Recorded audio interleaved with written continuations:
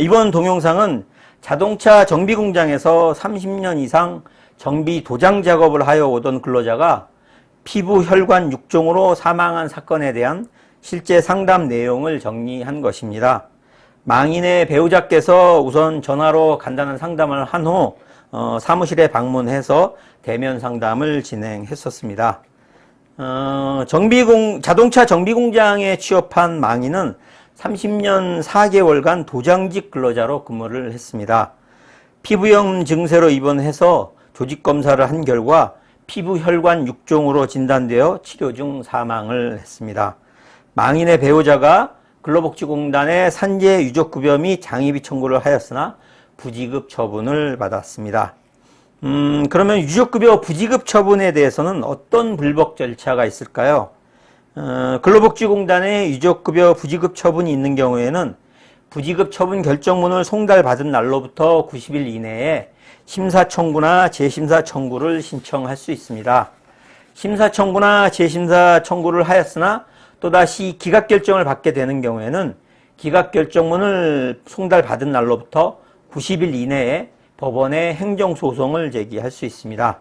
아니면 심사청구나 재심사 청구를 하지 않고 부지급 결정문을 받은 날로부터 90일 이내에 곧바로 행정소송을 제기할 수도 있습니다.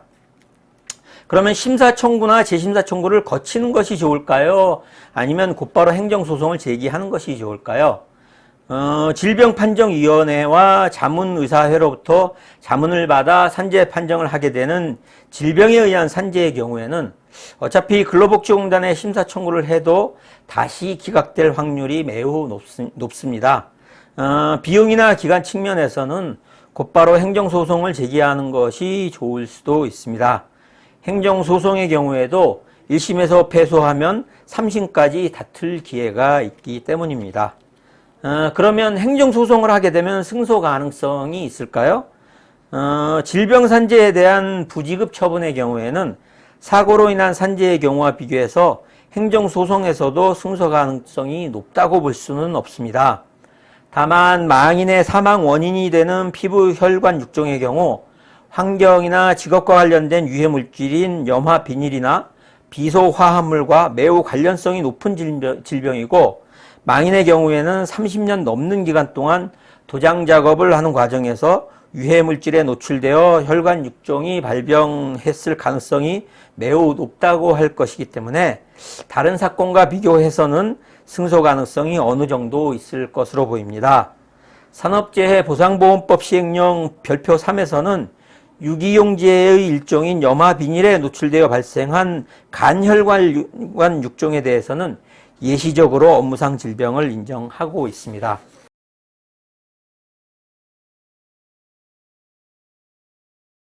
재해자 A는 2019년 3월 2일 건설회사에 입사했습니다. 2019년 5월 23일 아파트 신축 공사장에서 현장 소장 업무를 수행하다가 허혈성 심장질환, 급성 심근경색으로 사망을 하게 됐습니다. 유족은 과로로 인한 유족급여 신청을 하였으나 2020년 4월 14일 부지급 처분을 받았습니다. 부지급 처분 결정문을 송달받은 날로부터 90일이 경과해서 현재 심사청구나 행정소송의 제기기간이 도과된 상태였습니다. 망인의 배우자는 근로복지공단에서 부지급 결정 처분을 받고도 90일 이내에 아무런 조치도 취하지 않았습니다. 그럼 지금이라도 행정소송이 가능할까요? 근로복지공단의 부지급 결정문을 송달받은 날로부터 90일 이내에 행정소송을 제기하지 않으면 그 부지급 처분에 대해서는 더 이상 다툴 수 없게 됩니다. 다만 재해 발생일로부터 3년 이내에는 언제라도 다시 유족급여 신청이 가능합니다.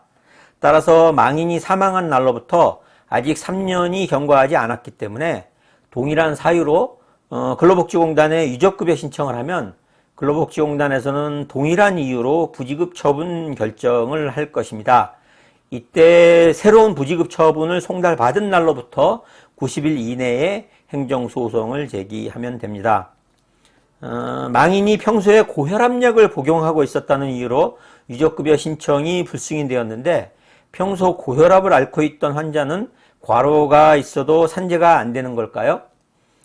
산업재해 보상보험법상의 업무상 재해라 함은 근로자가 업무 수행 중 그 업무에 기인하여 발생한 근로자의 부상, 질병, 신체 장애 또는 사망을 뜻하는 것이므로 업무와 재해 발생과의 사이에 인과관계가 있어야 하지만 그 재해가 업무와 직접 관련이 없는 기존의 질병이더라도 업무상의 과로가 질병의 주된 발생 원인에 겹쳐서 질병을 유발 또는 악화시켰다면 그 인과관계가 있다고 보아야 할 것입니다. 또한 과로로 인한 질병에는 평소에 정상적인 근무가 가능한 기초질병이나 기존 질병이 업무의 과중으로 급속히 악화된 경우까지도 포함된다고 할 것인 바, 고혈압 증세가 있던 근로자가 열악한 작업 환경에서 육체적, 정신적으로 과중한 업무를 수행하는 바람에 그 증세가 악화되어 허혈성 심장 질환이 발생한 것이라면 이는 업무상 재해에 해당된다고 할 것입니다. 다만 업무상 재해로 인정받기 위한 과로가 어느 정도까지 인정될지가 문제되는데, 행정소송에서는 근로시간이나 평소의 업무 내용이 스트레스와 과로의 원인이 되었다는 사실을 요건에 맞게 자세하게 주장할 필요가 있습니다.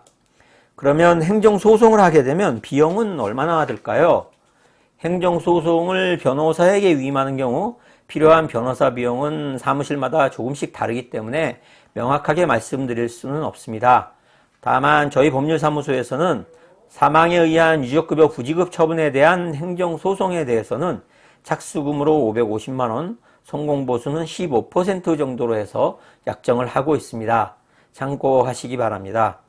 그리고 행정소송을 진행하게 되면 변호사 보수 외에 인지대와 송달료가 25만원 정도, 그리고 진료기록 감정 신청 비용이 60만원 정도 추가로 들게 됩니다. 지금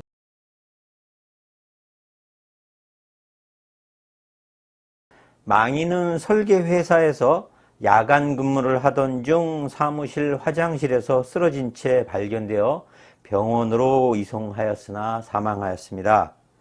망인은 평소 연장 근무와 야간 근무로 스트레스를 받고 있었고, 사망 당시에는 새로운 설계 프로젝트를 부여받아 업무 스트레스를 받고 있었습니다. 그렇다면 어떤 경우에 과로에 의한 산재가 인정될까요?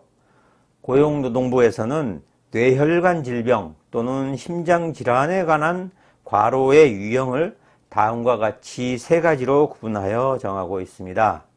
첫째, 급성 과로로 발병 전 24시간 이내에 업무와 관련된 돌발적이고 예측 곤란한 사건이 발생한 경우, 급격한 업무 환경의 변화로 뇌심혈관의 병변 등이 급격히 악화된 경우를 말합니다. 둘째, 단기 과로로 발병 전 일주일 이내에 업무의 양이나 시간이 일상 업무보다 30% 이상 증가한 경우, 그리고 업무 강도, 책임 및 업무 환경 등이 유사 업무를 수행하는 동종 근로자라도 적응하기 어려운 정도로 바뀐 경우를 말합니다. 셋째, 장기 과로로 발병 전 3개월 이상의 기간 동안 업무의 양, 시간, 강도, 책임, 그리고 휴일, 휴가 등 휴무 시간, 그리고 교대제 및 야간 근로 등 근무 형태, 정신적 긴장의 정도, 수면 시간, 작업 환경 등을 종합적으로 판단하는데, 기본적으로 12주간의 업무 시간이 일주 평균 60시간을 초과하는 경우에는 반증이 없는 한 과로를 인정하고, 60시간이 되지 않는 경우에도 업무량이나 강도를 고려하여 과로를 인정하게 됩니다. 따라서 사망자의 근무 내역을 조사해서 위 세 가지 경우 중에 하나라도 해당되면 업무상 과로가 인정되어 산재 유족급여 신청을 할 수 있게 됩니다. 그렇다면 산재 유족급여 신청은 어떻게 할까요?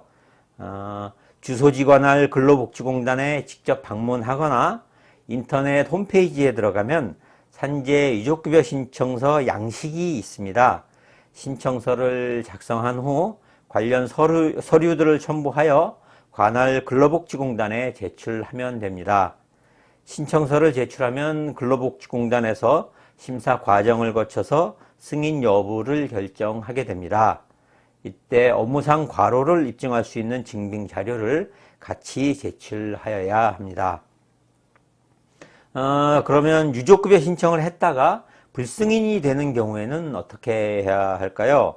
산재 유족급여 신청에 대한 부지급 결정이 나오는 경우에는 근로복지공단에 심사청구나 재심사청구를 할 수 있고, 심사청구나 재심사청구에서도 기각결정이 나오는 경우에는 행정법원에 행정소송을 제기할 수 있습니다.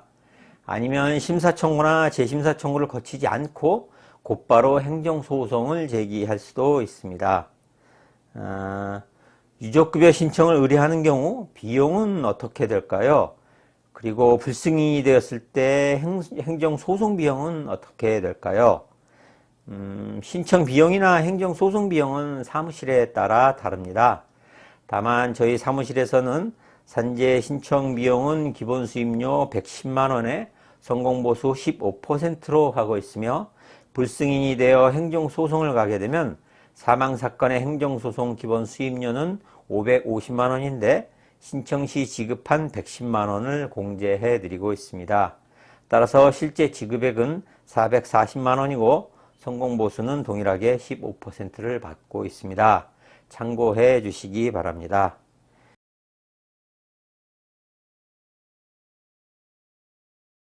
근로복지공단의 산재 유족급여 부지급 처분에 대하여 불복하기 위해서는 어떤 절차를 거쳐야 할까요?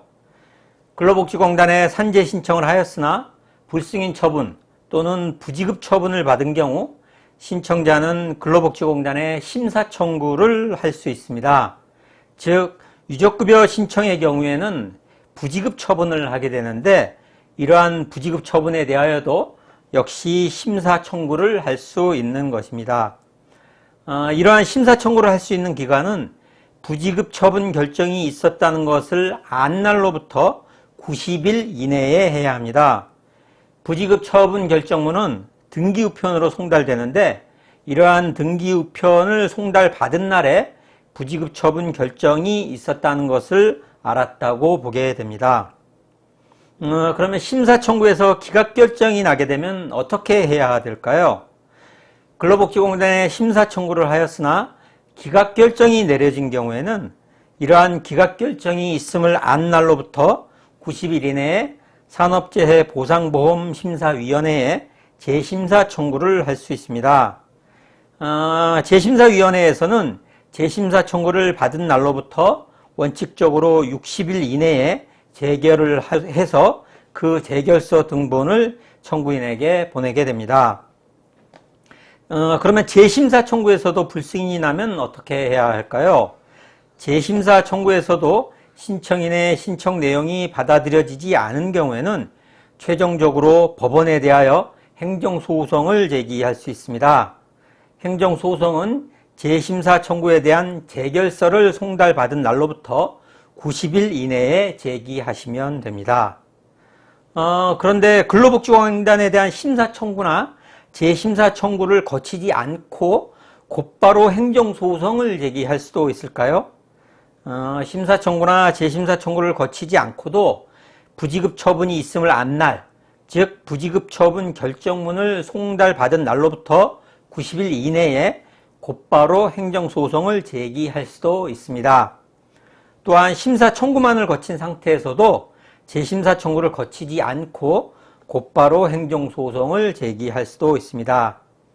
지금까지 산재 유족급여 부지급 처분에 대한 불복 절차라는 주제로 이야기를 해보았습니다. 도움이 되셨다면 구독과 좋아요 버튼 누르는 것 잊지 마시고요. 산재 유족급여 신청 등과 관련해서 추가적으로 궁금하신 점 있으시면 아래 댓글로 달아주시거나 상담 전화로 전화 주시기 바랍니다. 더 자세하게 상담해 드리도록 하겠습니다. 오늘은 여기까지입니다. 감사합니다.